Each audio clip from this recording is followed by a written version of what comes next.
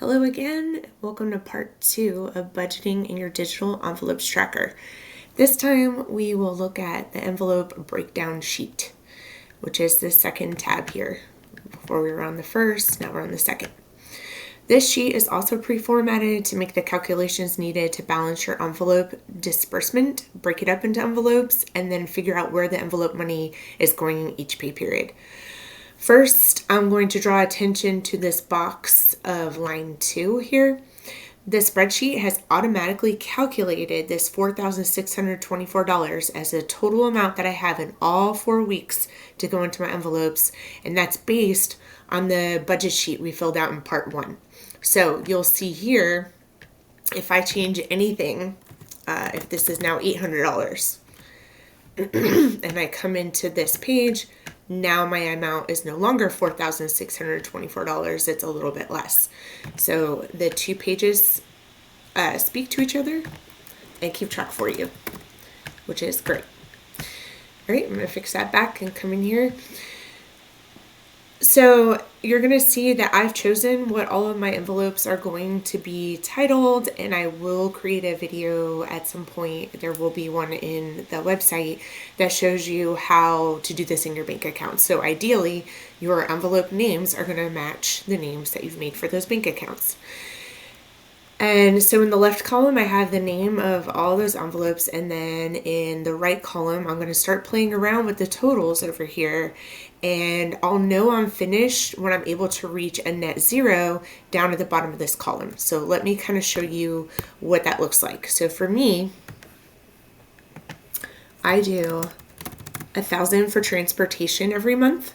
And that's because this includes pretty much everything that has to do with transportation. When you're talking about gas, you're talking about registration, talking about repairs, talking about putting whatever's left over away for future car purchases, like a down payment or whatever. All of that goes into that account. So that's why that's kind of a heavy one. We do have 2 vehicles. They are getting a little bit older. And so we definitely try to put a good amount into that account. Clothing, about $150. Clothing does get expensive, but at this point, our children are adults, so we're really only purchasing clothes for ourselves, and then occasionally we get them things for like Christmas and their birthdays if they ask for something, but for the most part, it's just us. All right, for pets, I do about $350 a month, and that is because I have 4 cats and a dog, and I like to have money put away for vet bills and emergencies, and also the heartworm pills that the dog needs. Every 6 months I have to buy more. Right, for beauty, I do about $150 a month. I do really only have to cover myself. I'm not a makeup wearer, so this is definitely, pedicures are a big thing that I really like. And of course haircuts and that sort of thing. So the beauty fund kind of covers all of those things. Then for home, I do $1,000. That's because home repairs and home updates and home upgrades and projects and all that kind of thing are pricey. And so we like to have a good amount of money put away. So when we do get struck by some kind of inspiration or something breaks, we have plenty of money put away in that fund for those things. Next is travel. We do take 2 big vacations a year, one international and one domestic. And so this $12,000 a year pretty much gets used every year, but I wouldn't trade that for the world because of the experiences and everything else we get. So we do allocate a lot of money into that account. Subscriptions is about $124 a month. We do pay and save a little bit by paying those annually. And so basically we have them all automatically come out of the credit card, and then this $124 gets saved up, and then we pay that off of the credit card. And honestly, there's usually a little bit left over. So if we ever added any new subscriptions or whatever, we would have a little bit of playroom there. Events and gifts, $500. And the reason that one is a little high is because we do host some themed parties every year. This also covers birthday gifts for friends and our immediate family, and then it also covers Christmas. So there's a lot of different little things going that $6,000 every year is going for. Next is outings. This is basically now at this point, now that our children are grown and they really can't go and do things with us very often because of their work and school schedules, this has become more of a date night fund.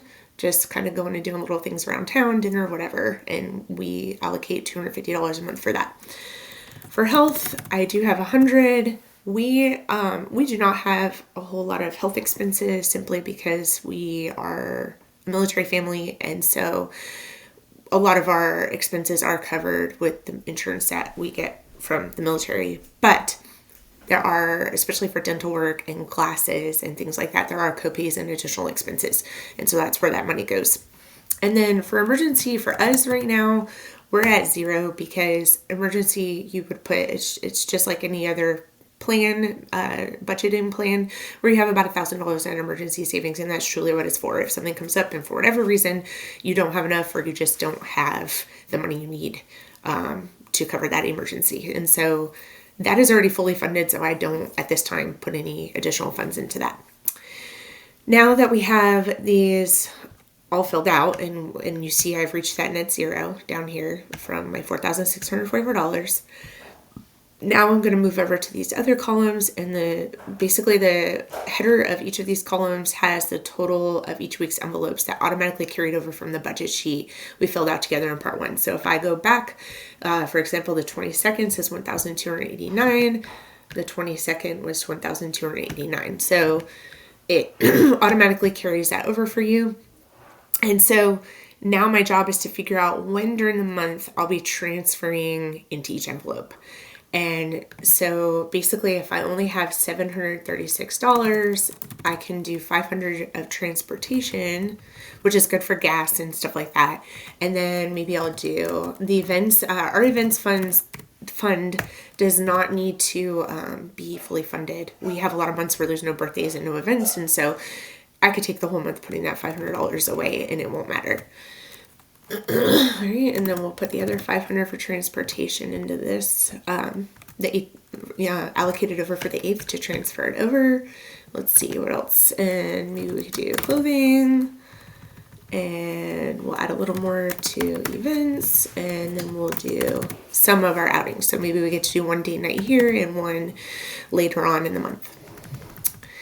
Okay, let's see. For the 15th, we'll do our $350 for pets. We'll do our $1,000 for home. We'll do our $124 for subscriptions. We'll do another $110 for events and gifts. Maybe another $50.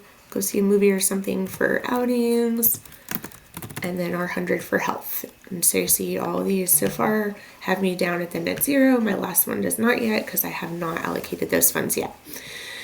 All right, last week of the pay period, or last pay period of the month, I should say, we'll do our $150 for beauty, our $1,000 for travel, the last $39 we need for events and gifts, and then the last $100 for our outings. And so I am at a net 0 for all of these. Okay, and so coming up in future videos, we can look at one of these budget pages and what that looks like and how that is used every month, just to keep track of where you're at and where that money has gone.